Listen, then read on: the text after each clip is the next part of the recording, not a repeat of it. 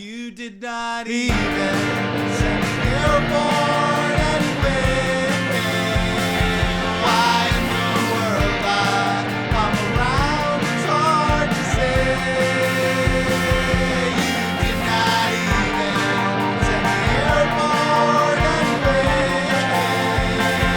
Why in the world I'm around, it's hard to say.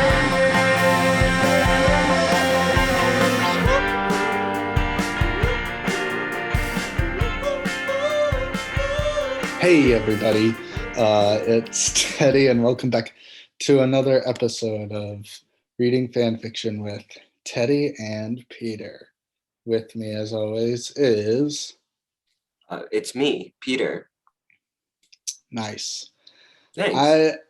I never really, on paper, the idea of my catchphrase being, hey everybody, welcome back, I really don't like, but I haven't said anything different at the beginning of these because it's hard to think of a better thing to say at the beginning of a podcast. Hey everybody, what's that? Who does that? Isn't that like probably some... I think every podcast starts with that. Hey everybody, thanks for listening. Thanks for tuning in. But with that, hey everybody. I think Mark Maron, it's a Mark Maron thing.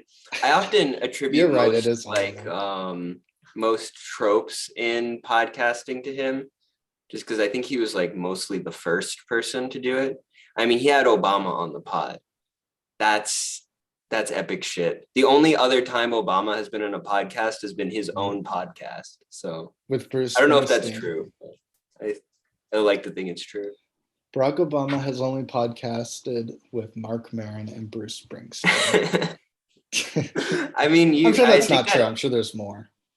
Maybe. I don't know. What other time would Obama be on a podcast? I don't know. Does the UN he's have a popular podcast? guy. Maybe he was on like NPR podcast or something. What I'm saying is it's kind of hard to book him. Really, what I'm saying is we have Obama on the podcast today. Yeah. Let me be clear. Yeah, as way of introduction, let's get fanfiction. Thanks, Obama. But no, today's episode is about actually something way cooler than Obama, and that's Infinite Jest by David Foster Wallace. I haven't decided what I'll do for the cover yet, but I'm sure it's going to be a good one. Yeah, I'm looking forward to what you think of. There's a Rolodex of images of David Foster Wallace just stored in my brain. And so I'm kind of scrolling through them, thinking which would be best to cover whose face. Yeah. But reader, or listener, this is not Nico. This is not just any old fan fiction. There's a bit of lore attached to this. I was telling Peter before we went live that that this is a fan fiction I've had in my other bookmarks tab now since I think I was saying late 2016 or early 2017. And as I think, Peter's soy facing right now out of disbelief. Yeah. Because, that was when kind of, I think we explained this when we started, but the idea is we used to just look up fan fictions like this while we were like playing video games in the common room. Yeah. And so that's when I must have found it. I remember it being in the common room and finding this and bookmarking it. And I don't know why it's taken till episode 38 that I didn't think to cover it, but here we are. I found, because we were also in a class. I just read Infinite Jest, which is how this kind of like. I mean, if anyone could be said to have read Infinite Jest. Yeah. I remember I stopped 20 pages to the end and didn't read the rest of it. Yeah. Which is like weird looking back. It is weird, especially because that's like the only time something happens in the book, like a plot element occurs, is like within the last 50 pages, I think. It's like all of the story actually happens. Yeah, it's very bizarre in retrospect, because I remember like asking you like, hey, because we were like writing our essays, and I was like, hey, is there anything like relevant to what I'm writing about in the last 20 pages? For whatever reason, well, for me, it had been I think the first time I'd read a book like that too. Oh, like what? Like a long book or like a I guess that long and that postmodern okay, yeah. and boring. Yeah. I mean, I as much as I get it down, I'm a big fan of it, but Oh yeah. I don't know if it's like, I mean, it really like a fan fiction would truly be an interesting, like it would test the concept of infinite jest, I think, pretty hard. Yeah. This notion of like the perfect entertainment. Could you Yeah. augment or like change the perfect entertainment in some way? It's an interesting concept. I don't think that is what this fan fiction will be about, Yeah. or will No, really even confront those types of questions. That would be a good story. Yeah, I will say, I have to be honest, listener. I do like David Foster Wallace. His essays are really funny. Yeah. And I think, talking outside of his personal life, which I don't know much about, but there's something. But I just thought his greatest quality was how funny he was to me, particularly, I think, as well. Yeah, that's true. But either way, opinions aside, this fan fiction is called Year of the MK3 SONICARE Ultrasonic Toothbrush. Now, I think, how should we do this? I think, every time we come to something, should we explain why this is related to Infinite Jest? Yeah. Yeah, just real quick. Yeah. There's a bit in the book where years are named after products, because it's like It's like funny. Because it's funny, a bit of bleak humor. Yeah. Because it's like ironic. What if years were owned by corporations? Yeah, it really That could almost happen. That could literally almost happen. So, summary. This is on Archive of Our Own, by the way. Yeah. Also, just because not every chapter in Infinite Jest or any chapter has a summary in it. Yeah. Wait, I should say I didn't read the what's these the metadata? Yeah, the metadata. Rating, teen and up audiences.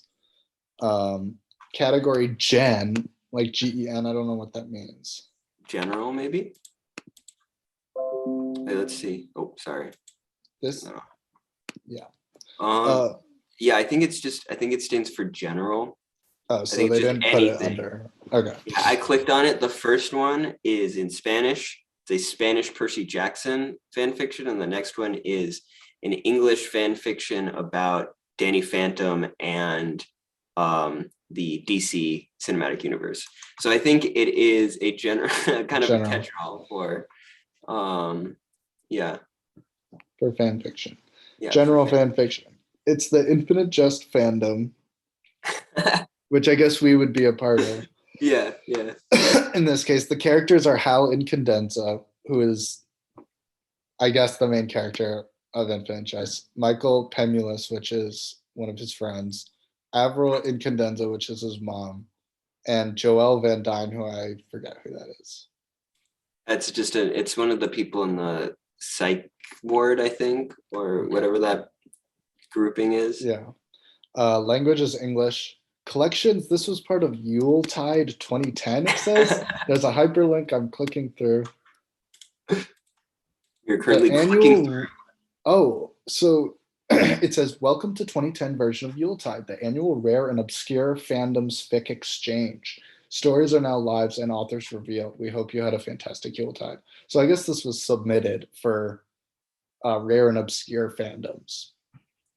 I mean, it's not wrong, I guess. There other fan fictions in this are something called Castle, History Boys from 2006. Hunger Frank Games. Sinatra. Oh wait, no, sorry, the A Team. The A Team. Based on the song. I 18, guess. that's a baby. And Doctor Who. So some pretty obscure and random fan fiction. Random. But yeah, so it was published December 20th, 2010, 2048 words, which obviously we're not going to read all that. There's one chapter, 30 comments, 75 kudos, Wow. 13 bookmarks, 11,000 hits. Wow. So this is kind of a big deal. That's not nothing. So the summary is Hal Incandenza struggles to find his way out of his own mind, more or less. That's a lot. I think that's what David Foster Wallace said about the book itself. Yeah. So already off to a good start. So they put the notes in the way that the page is structured comes after summary, but the author obviously wants notes to be at the end. So I'm going to read the notes though before this, because I think the author puts it pretty well what's going on. Notes. This wound up being a little more ambitious than I originally anticipated it being, insofar as I'm not only ham-fistedly aping Wallace's prose style, a mortal sin, I know, for which I hope I will be forgiven, but also in some sense the structure of Infinite Jest. How could he possibly be even remotely aping the structure of Infinite Jest? The book is 1,000 pages. The most significant events in this story don't even take place in the fic, is what I mean. Oh my God. In any case, this is pretty self-indulgent. Talk about ham-fisted, am I right? I love IJ unreservedly, but the central tragedy of Hal is one I wanted, perhaps Pollyannishly. Do you know what that means? No, I have no idea what that means. I don't think that's a word. Oh, he spelled it wrong. What is it? A person who's constantly or excessively optimistic. But I don't think it has meaning as a adverb. There's no lee, which I guess is fine. Sorry, I want to finish reading this paragraph. Yeah, go for it. But the central tragedy of Hal is one I wanted, perhaps Pollyannishly, to remedy. And so I decided he would save himself by writing fanfic. I hope that Infinite Jest fans will enjoy this at least a little bit. Well, it seems like they did. Yeah, except us. But well, we haven't. I guess yeah. So far, I don't like it now, but I haven't read it yet. Well, we definitely read it before. Can you remind me what does happen to Hal at the end of it? Hal? Nothing. Well, I mean, Hal at the beginning. So at the beginning of Infinite Jest is like the end because it's like epic. And so he like starts freaking out. Well, he's in a college interview at the University of Arizona, and he like starts throwing up or something, and people get like freaked out because he's like having a break with reality. And that's like the ending, like chronologically speaking. The ending of the like story, like the last page of the book, is about him finding the memory card that has the Infinite Jest movie in his dad's skull in his tomb. Wow. Yeah. So I mean, a lot to live up to for what is this guy's name? Does the author have some sort of pseudonym? They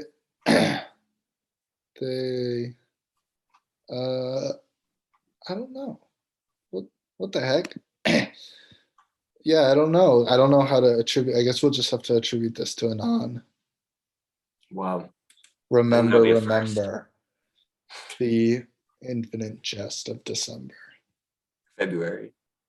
Oh, listener, listen to this epic mind blast about Infinite Jest. Did you know that Infinite Jest starts with the same words as the beginning of Hamlet? Wow. Listener,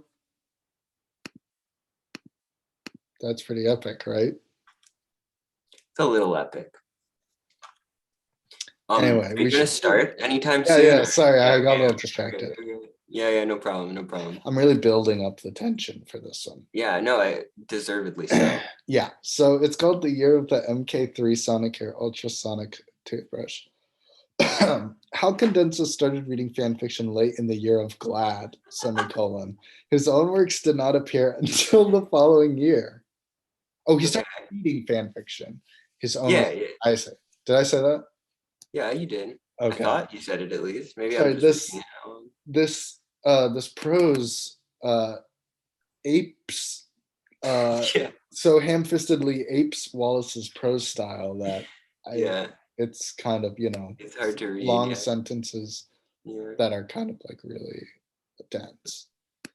This was the same year that Hal found his capacity for self-expression, or maybe let's call it other interface in quotes, rather diminished. Maybe this would make perfect sense though if I had like just read it. I don't know. I'll be Yeah, honest. I think that's unlikely. But to put the situation generously, about which diminishment Hal eventually harbored his own private dark suspicions, semicolon, memories of an almost grotesquely beautiful woman looking down at him, something terribly sad for which she is apologizing over and over, focused, wobbly, and infantile, a surge of pre-sexual attachment and delight, never ever wanting to look away, and then something happening which might have hurt, and then nothing happening at all for a while. Whoa. Yeah, There's a lot to unpack there. yeah, there's so much to unpack there. I would rather not, however, This do is that. this is like Kingdom Hearts so far, more than anything. I just don't really, I mean, we'll talk about this, but why would you want to write something like that? Like, it's nonsense. Like, that's like, Well, this is like happening in the world of Infinite Jest where things like this happen.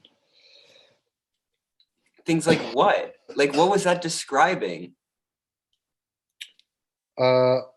He has memories of a almost grotesquely beautiful woman looking down at him.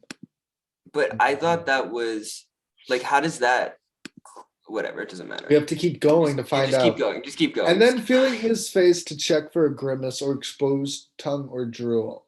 Hours in front of a TP console. What is that? I don't remember. I'm sure that it's something from Infinite Jest. Trying to think about anything else. More hours in the ETA library, face illuminated by the cool high-def glow of the intercrystal display, devouring anything that led him away from the atavistic, consuming memory of it, italics, constant fantasizing about this or that, felo de se. What does that mean? I don't know. The terror of death roughly equal to the terror of living. Wait, I'll look it up. Oh, wait, really? Oh, I didn't know what this meant. Okay. It's just a suicide. Oh. That's what felo de se means. Maybe that means something in another language. I'm sure. Well, Peter, maybe even you have something to learn from. Oh, interesting. This person. Okay, sorry, keep reading.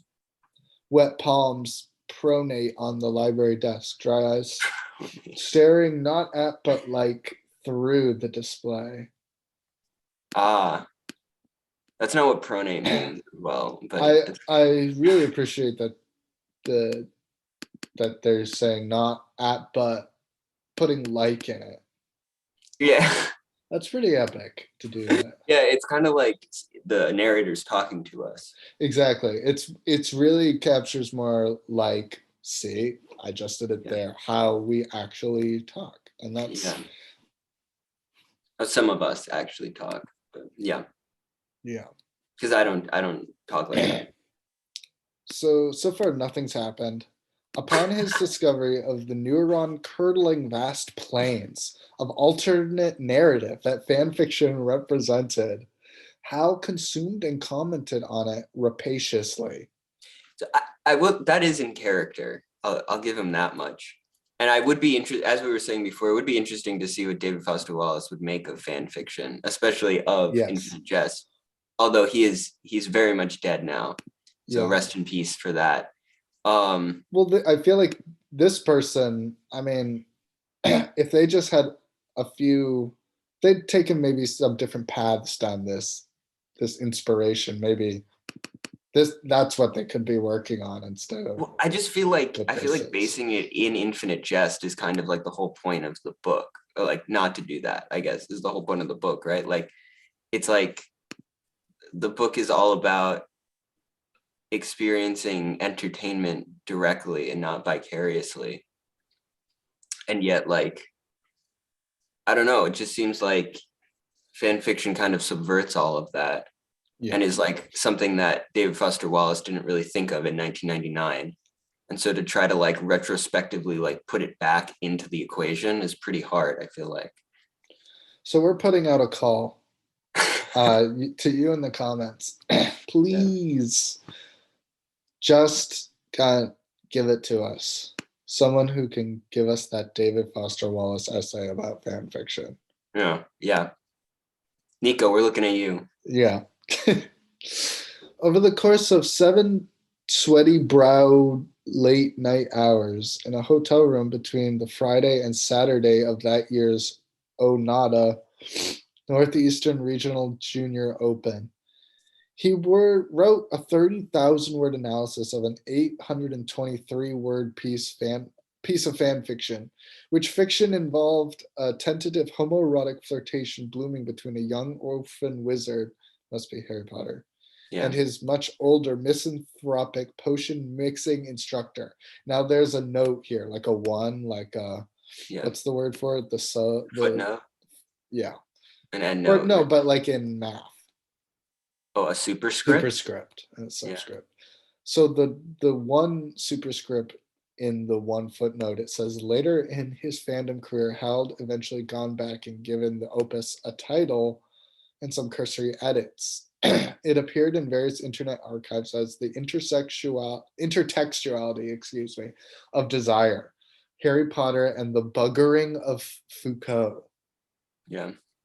There's a famous essay by Foucault, something like the intertextuality of desire. It's something of desire.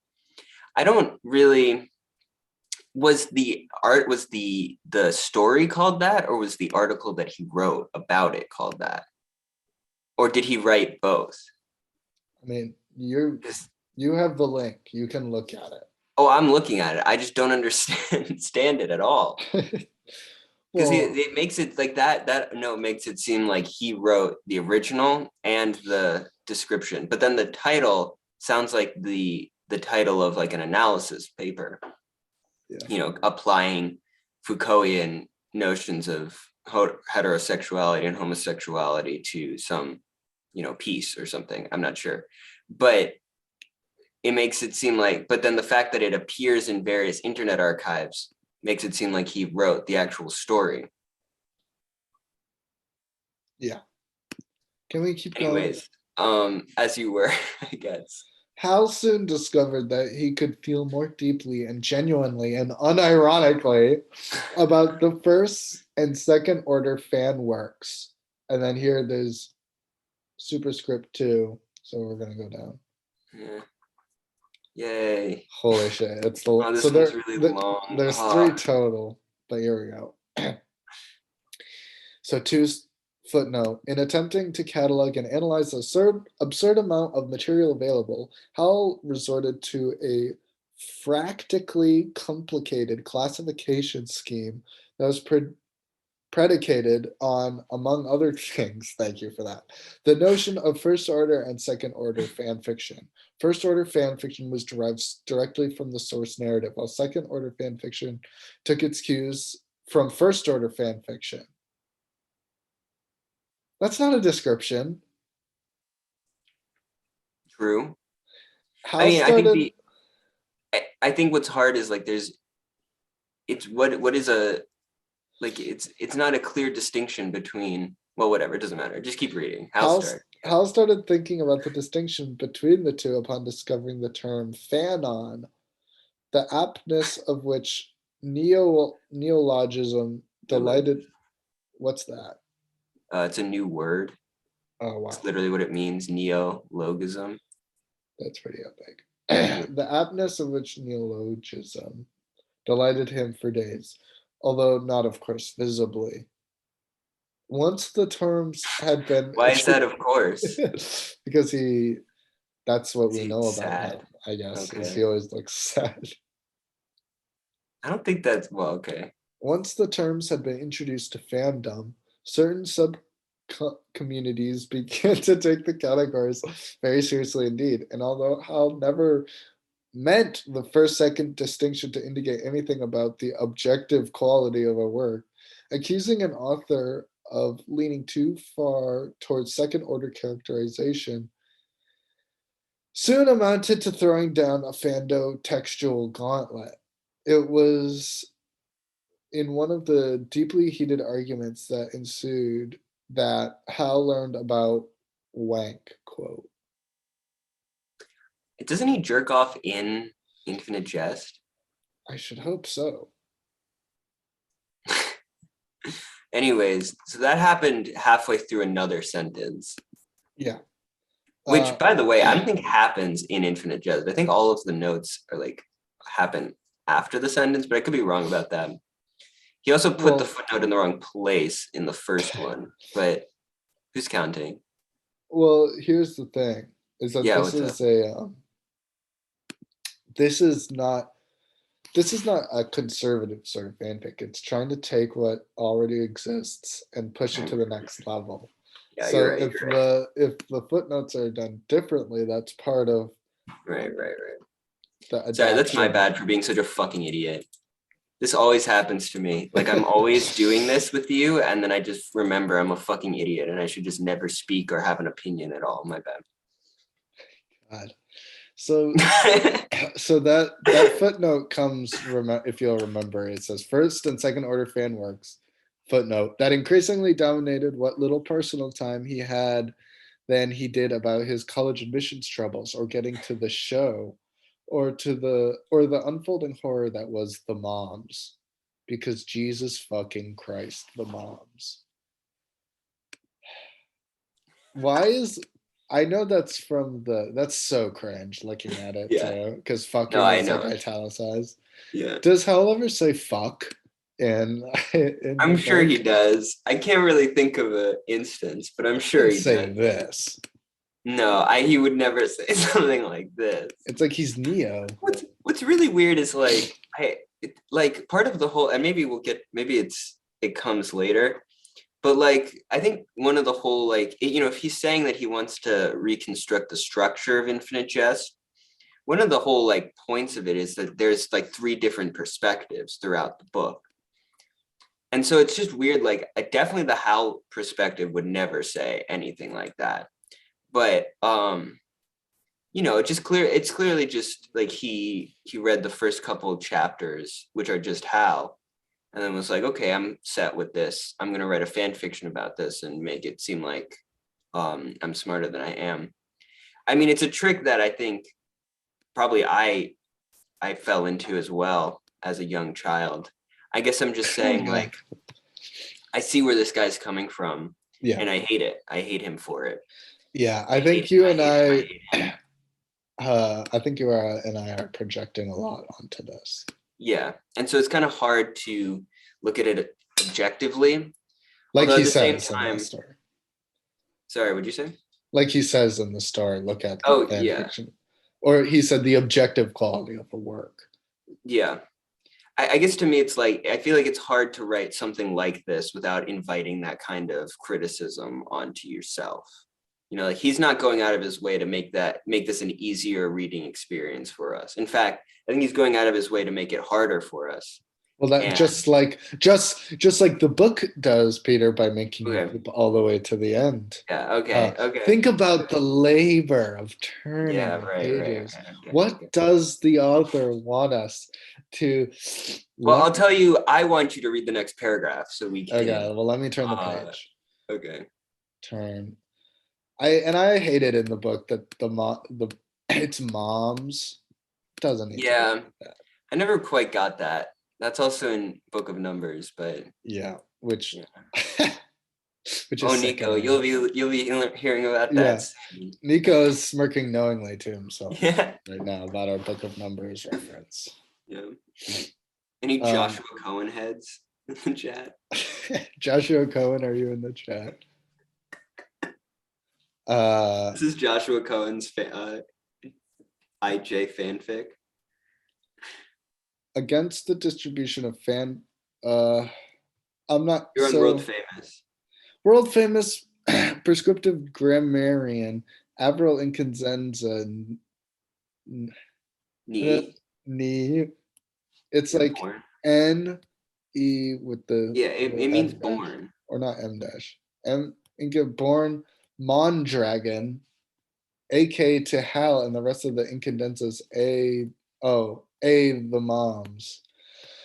Began what amounted to a jihad, albeit a pathetically futile one. Many orders of magnitude more futile than her campaign against signs in supermarket checkout lines reading 5 items or less. Against the distribution of quote fan fiction late in the year of MK3 and C, the trajectory of which jihad she would claim was completely orthogonal to Hal's obsession. Hal, expression impaired but not born yesterday, found this difficult to believe. What does orthogonal mean? Orthogonal literally means perpendicular, so at a right angle. What it means in this sense is like something is orthogonal when it doesn't have anything to do with the other thing. So she's saying that it doesn't, her jihad against fan fiction has nothing to do with Hal's obsession with fan fiction. Wow, but Hal doesn't believe that. Who wrote this? Who are you? Well, it's just like, I didn't write it, to be clear. Is the idea that this year is taking place directly after the Year of Glad? Because I feel like the Year of Glad, as I was talking about, like raised some questions as to like what would actually happen afterwards. You know, it wasn't like the loose ends were tied up at the end of Infinite Jest. Like what happened? Yeah. How long is this from the events of Infinite is it before? Is it during? Because it's definitely not before. because it said not everything that happens in the book happens in the fic. So this could just be like happening. It's like AU, yeah. Yeah, it's just a situation that would happen. Wow. That's epic. Okay, so then there's like a break. And it's 3 stars. And then there's like now it's in the form of an email. Yeah. So technology has entered the text. I find that interesting. Yeah. Let's see what role technology plays in this. Can anyone does anyone have any ideas that they'd like to share about why technology is so brought to our attention in this? Okay, I see Peter's hand. Why don't we choose someone else? Peter's already. There's no one else in the Zoom call. Just pick me. No, I really don't want you to answer that. So it says from peemster@gmail.com. Because he's his friend.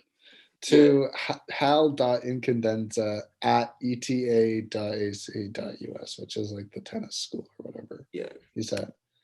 I wonder if that URL actually exists. So this is like an email. It does not. That's halation, halster, halarino, halfwit, hallelujah. So this is like, I don't think I'm reading it in the spirit that it's done. I think the idea is that it's like since they're friends, this is kind of like a gentle ribbing at the start, all these nicknames. I don't think I've ever sent you an email. Well, I send you an email every time we do one of these to invite you to the call. Imagine I sent you an email that was like, today Ted is Tedderino. Ted Areno takes a look that's hyphenated. Yeah. You know what I mean? Like, what? Who does this? Anyways, keep reading. So I'm just gonna read the first paragraph of this, and then we're gonna start skipping around. Yeah.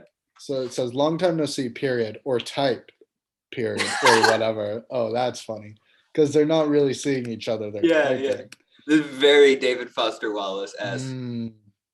Listen, man, you didn't look so great last time I saw you, period. I heard you went catatonic or something at a college interview. But hey, hell of a match against Wayne, that fucker. You almost had him. I'm imagining this is also just like how David Foster Wallace kind of like parses out information.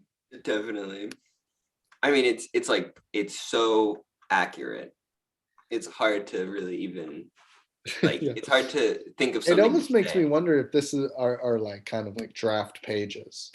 And that's why we don't know who the author is, because it is. It is David Foster Wallace from 2010. I think. Wait, when did he kill himself? Wait a minute. Stop the presses. Yeah. Wait a minute. Clock. Okay, no, never mind. He died in 2008. Maybe he submitted this in 2007 to the Yuletide fanfiction group. I'm not really sure how that works, but to that. And then it got picked up because it was like really good. So that happens, and then it's kind of just more of that kind of language, and they're talking about something, and then there's a break. So the email ends, and then so he's the author is dabbling in a little bit of like all the kind of styles. Yeah. That being the email. Well, it reflects the structure of Infinite Jest as well as the prose stylistics. Yeah. And so this next one is all like in quotes, so it's just it's like it reads like a script. Yeah. It's but you don't know who's talking to each other. Yeah.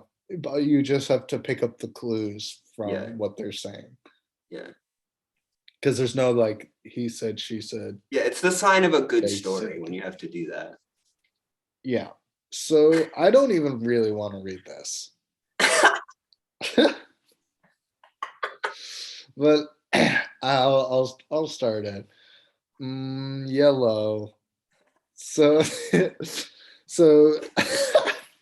I cringe so hard having to read this. But the idea, listener, is that they wrote it so that it's kind of like, they're waking up and they're like, yellow. Hello. Yeah.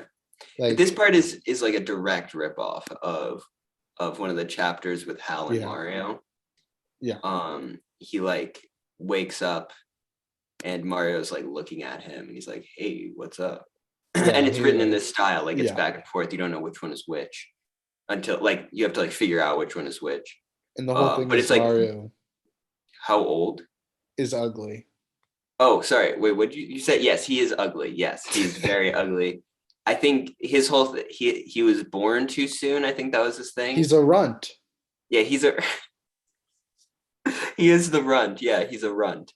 But the thing is, he has a heart of gold, right? Yeah, I guess. I mean, he is the person who I think him and Hal dig up their father's grave together. Oh no, I don't remember how. Do that?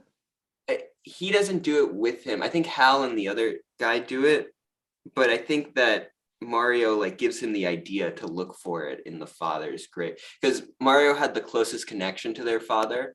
Yeah. Like their father like spent all his time with Mario, showing him all the movies that he made, which eventually becomes the like plot of the book or like the like conflict of the end of the book. But let's keep going. Yeah. So it says hello, Hal, and then it's just ellipses like silence. Hal, is it true, Hal? It might be true. I guess it depends on the antecedent of it. Antecedent. I do not mind telling you that it's not easy to call you on the telephone these days. You are not the first to point out the difficulty in interfacing with me, nor I suspect. I don't want to read this, so I'm going to skip this whole dialogue. Okay. So then the last and longest part, so I'm not going to read all this, is in the style. There's so many words. I know. So this starts with like a heading. It says excerpt from transcript of Dragon Con YGL panel on Fanfiction with Hal Condenza, 6 September, year of Google life. Jesus Christ. So this is like a way flash forward where Hal is on a panel. Yeah. Of Fanfiction. So I like to think it's, I like to think Dragon Con is for those bad dragon dildos. And he's, and Al is at, he's at one of those. Yeah. He's like has a funny hat on his head. Yeah. But so he does a pretty epic thing here, listener, where it's kind of like in a Q&A sort of format. And on the Q, instead of the recording what the question is, it's just a description of that, like what they look like. So this first one is, it says Q, a boy, maybe 12. And the next one is Q, a woman in her 50s wearing a jean jacket, half covered in pins, buttons, and assorted G-jaws. And then so it goes, so then when the answer is put out, it's kind of like entertaining to put together like what the question exactly could be just from their description and what the answer is. Yeah. Peter, wouldn't you agree? Oh, I completely agree. I also think that it's really stupid. But what I will say is, I think that I like the idea of Hal Condenza, being this super smart, super, incredibly talented, really special person who, just needs to get shit under control. I like the idea of him growing up to be like a fan fiction guy, like just like a fat schlub that like just reads and writes fan fiction all day. It would be like this. Like what? Why don't you read to the audience? I'll read a little bit of this. So the answer to the boy maybe 12 question is, I read an awful lot of fic before I first put pen to paper, so to speak. When I finally did, it's because he typed it all, and it's not actually a pen and a paper. When I finally did, I worked on 2 pieces pretty much simultaneously, despite never really being invested in that whole nerd jock dipole, becoming like a quandom jock. Quandam gave me serious pause. My first It should be quidem, but this guy clearly doesn't know Latin. So also it should be bipole, another thing that he doesn't know because he doesn't know Latin. My first fix were a result defiantly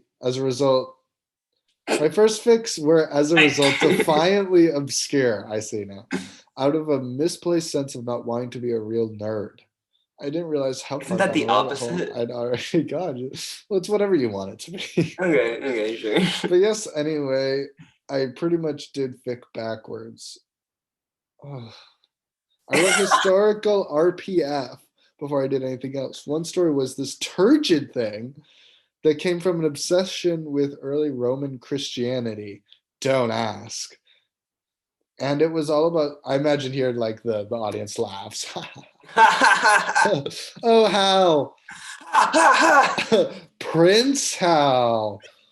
Prince of fan fiction. Wait, who else is? King Henry. The 4th, part 2. Yeah. And part 5. What are you saying? Just read this stupid fucking fan. I'm not reading this anymore. I'm just skimming. Oh my god. I want to read what the questions are. These are, it's like the perfect little tidbit. Q, a woman dressed as an alien character from a popular science fiction interlace cartridge. A woman in her mid-30s dressed as though she wants people to think she is a librarian.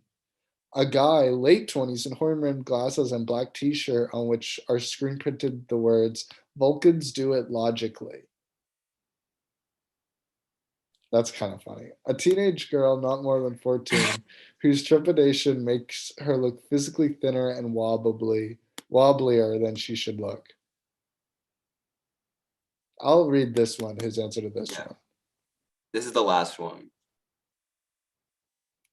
This sort of goes back to that last question, that with fan fiction, you can say anything about anybody and nobody can tell you not to. I don't want to go into a whole sob story, but I will say that the fact that I'm up here with the microphone pointed at me at this pseudorific angle implies a not inconsiderable amount about the power of that idea. The idea that nobody can force an ending on you. So yes, I really think fanfic is good for people. Woo! Yeah. Let's fucking go. I mean, so it's okay. First of all, there are no reviews, right, on Archive of Our Own, or are there? It says there are 13 bookmarks. Oh, it says, there yeah, are 30 there's only one of them is an actual comment though, sadly. No, I'm seeing a bunch. Oh, really? You have to click show comments at the bottom. Oh, yeah, there's a lot here. Oh my God, there's so many. They're almost as long as the actual thing. Amber Spyglass, first comment. Oh my God, oh my God, oh my God. It is 2:33 a.m. on Christmas morning and I'm alone in the house. I've spent the past 15 minutes with my hands clamped over my mouth, screaming laughter. I have glanced at the window a few times now, wondering if someone walking on the footpath outside will think maybe someone was hurt in here, not that anyone has reason to be walking around outside at this hour on Christmas morning. So this person is writing a David Foster Wallace fan fiction as a comment on a David Foster Wallace fan fiction. I just want to quickly jump in here. PTS is the name of the person who wrote it, so we can credit it. It's at the top. It just doesn't look like it's an act. It's honestly, I'll give this guy some credit. It's a sick username, PTS. I don't know what it means or why he chose that particularly, but it looks pretty cool. Paul Thomas Sanderson. Yeah, and his little AVI is like it's like a cartoon of a guy smoking a pipe, like an intellectual.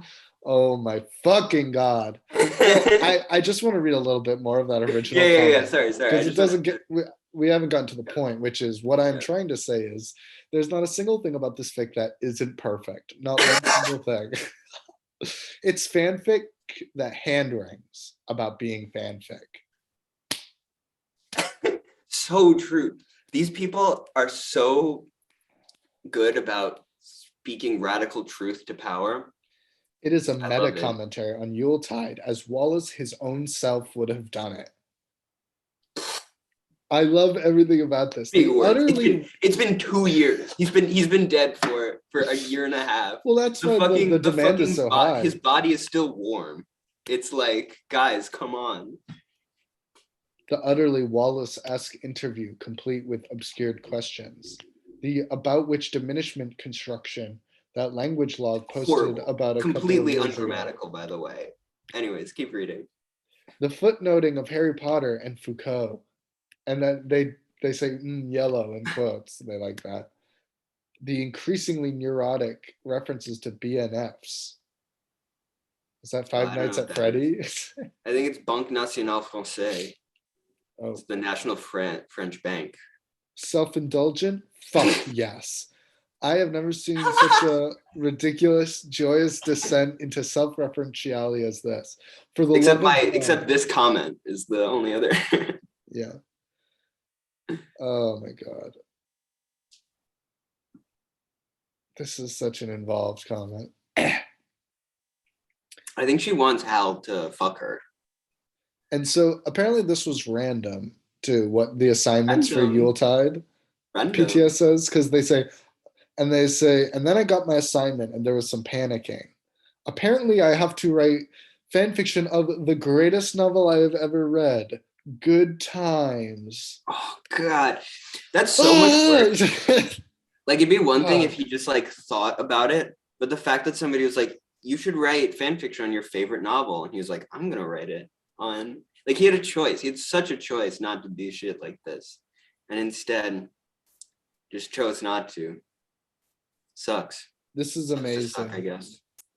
Voss says, this is amazing. You've really caught the style of the original, and I love fanfic as the solution to Hal's disappearance into his own head.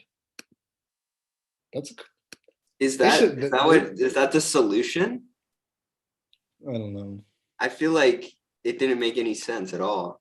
So that was at 6:23 in the morning. Somebody wrote that on Christmas Day. There's one at 2:14 a.m. on February 1st, 2011. Getting the timestamp for these is so funny. I've never read Infinite Jest, so I'm not sure how would classify or explain how much I enjoyed reading this, but suffice it that, God, what is wrong with these people? I think this is great.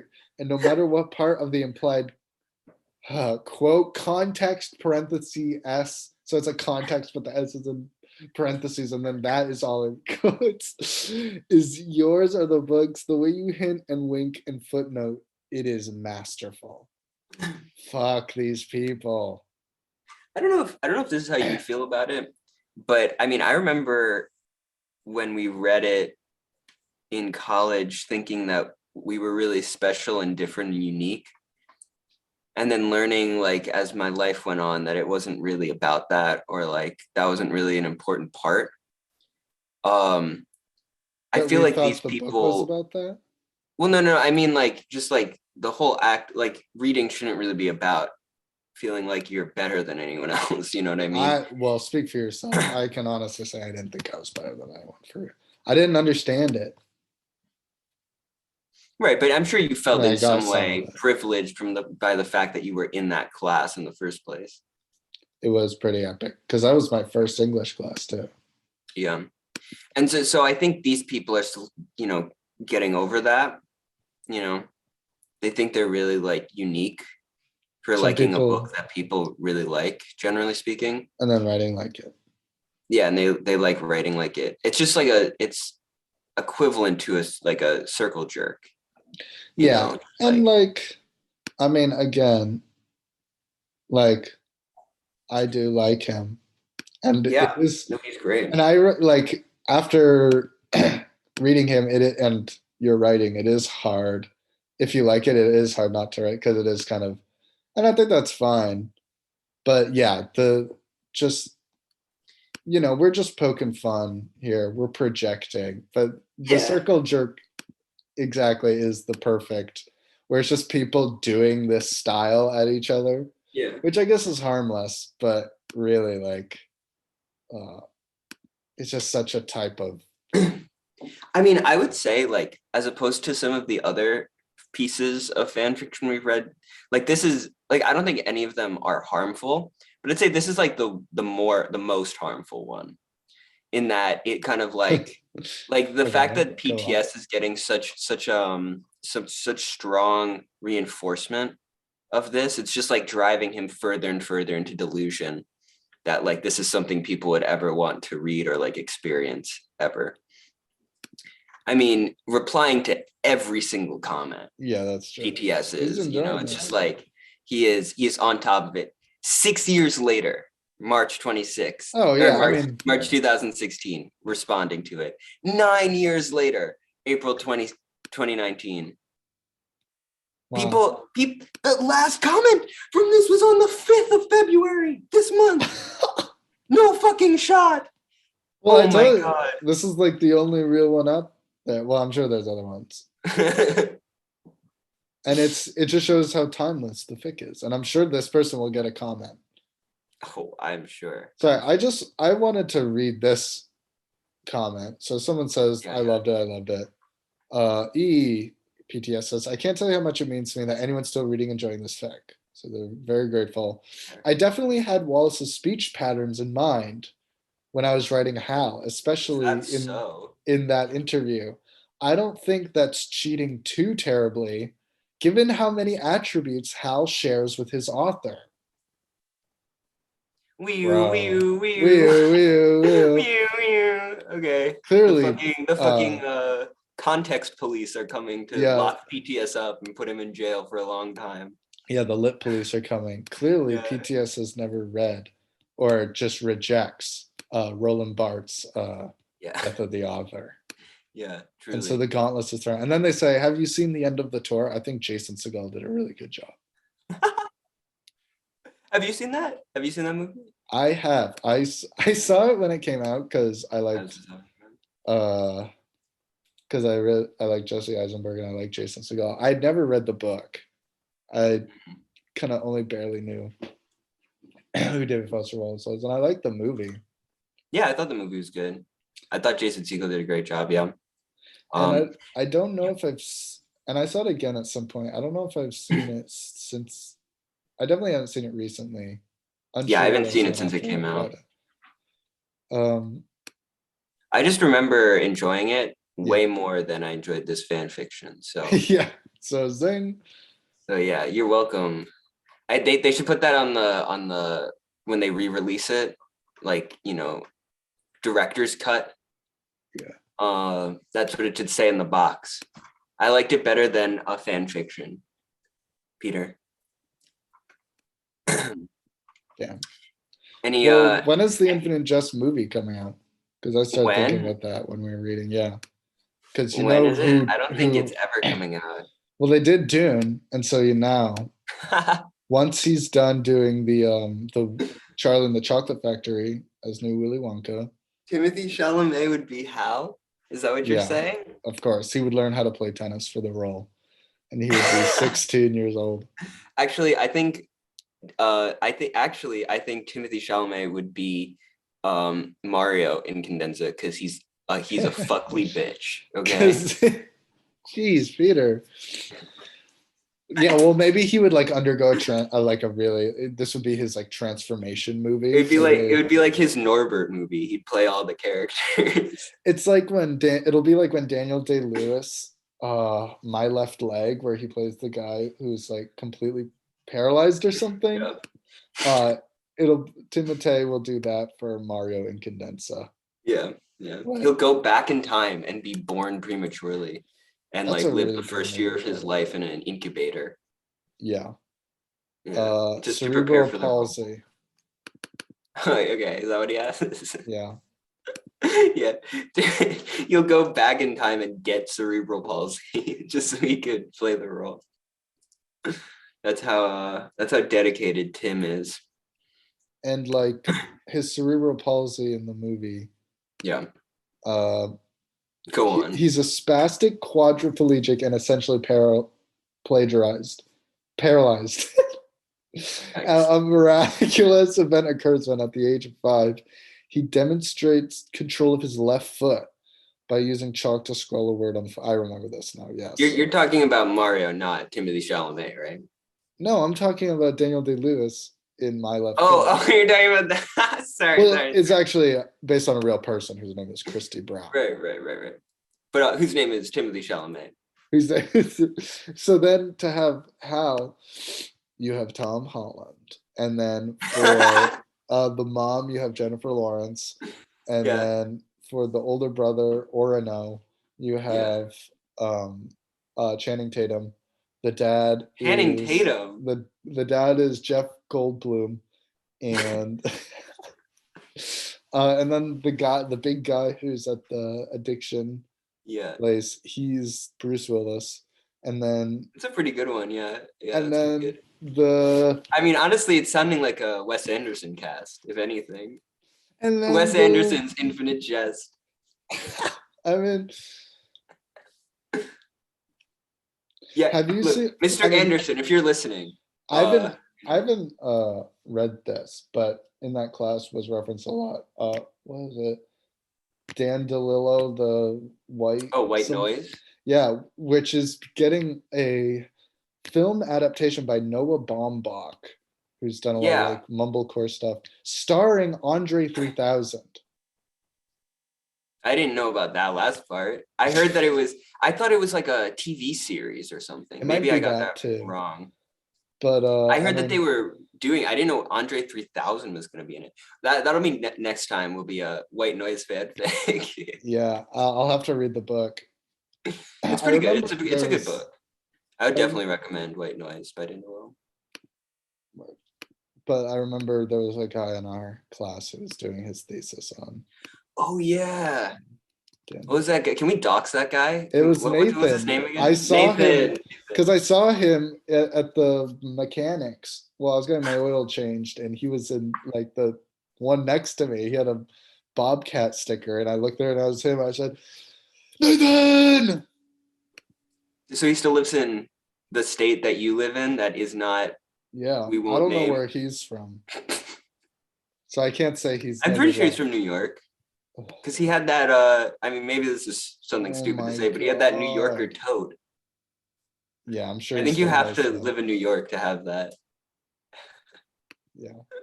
I think everyone in that class had a New Yorker tote. Yeah, probably. Something like that. Denali certainly did. I didn't. Just so everyone knows. Anyway. Yeah, final thoughts? Any, what are you thinking? I think, honestly, I hope this person found an outlet that wasn't just that it different from this. Because like as like kind of like I guess cringy it is to see like, to use his own words, ham-fistedly ape it into like this weird dumb thing. If it was like a totally original concept, but it was doing this, yeah, it would be more interesting than this. I might still have my problems with it, but so I guess I hope this person just kept writing, finding their voice, writing David Foster Wallace fan fictions. Yeah. So first of all, I completely agree. I hope this person found something else that was maybe more productive to spend their time on. Which is usually I say the opposite when it comes to fan fiction. I'm usually an advocate of people, following their dreams, just doing whatever they want. In this case, I agree with you and disagree with him. However, as we were saying before, I do think that there is room in the infinite jest philosophy to think about fan fiction. Can you think about fan fiction from the perspective of infinite jest? I think you can.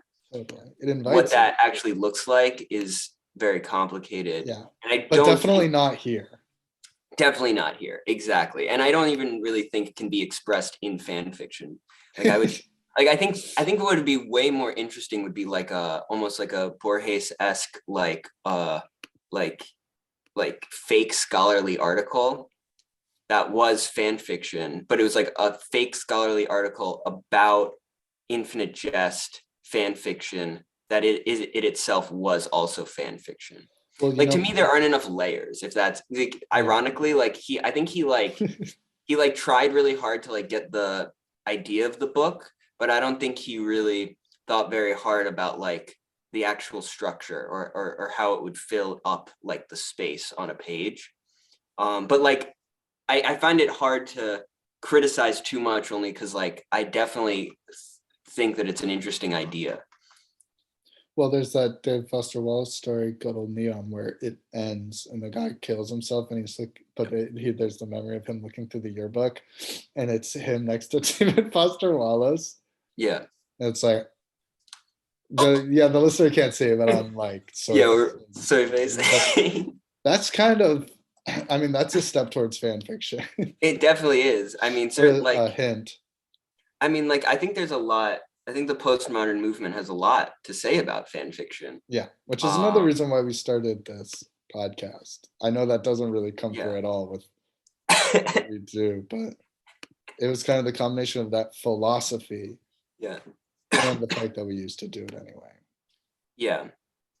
I mean, I think that we could definitely speak a lot about that, but I just don't think that, like, again, like, it's just not the right place, you know, in the same way that year of the MK3 SONICARE ultrasonic toothbrush isn't the right place to talk about fan fiction and infinite jest. I don't think this podcast is like the best place to talk about the philosophic ramifications of fan fiction. That being said, could be something we dive into maybe a bit later. Yeah, well, why don't we apply ourselves? To what end? We'll take a break after this is done recording. We'll sit down, quit our jobs, and write essays about fan fictions. But in that way. I mean, isn't that In the basically way what that you PTS already do? almost did. What do you? I haven't quit. I work. I mean, okay, yeah, okay, What- yeah. Let's do What do it. you mean? Yeah, no, let's do it. Let's set up a GoFundMe. Dude, I've been telling you to get on a Patreon ASAP. This is the day need to we get on actually Patreon. set up a Patreon, and Yeah. you won't believe the things you can get if. I know I'm probably making promises earlier, but with the bonuses for every tier of giving on our Patreon will be really good and special. Yeah, We won't really, just really special. like the credit. The $5 one, Ted doesn't know this, but the $5 one is you get Ted's phone number and you can like text him whenever you want. And text me questions. Yeah, just like stuff. Because once I quit my job, I should have time to respond to all of you. Yeah, and then $10 is you get his address. Yeah. And then 15, you get like his social security number and like various government IDs and stuff. Yeah, well, when do they get some of your stuff, Peter? They don't. Yeah. Well, we're still working out the kinks of it. So, well, we'll call it a night for now, and see you on the other side. Thank you for listening. Bye. Bye.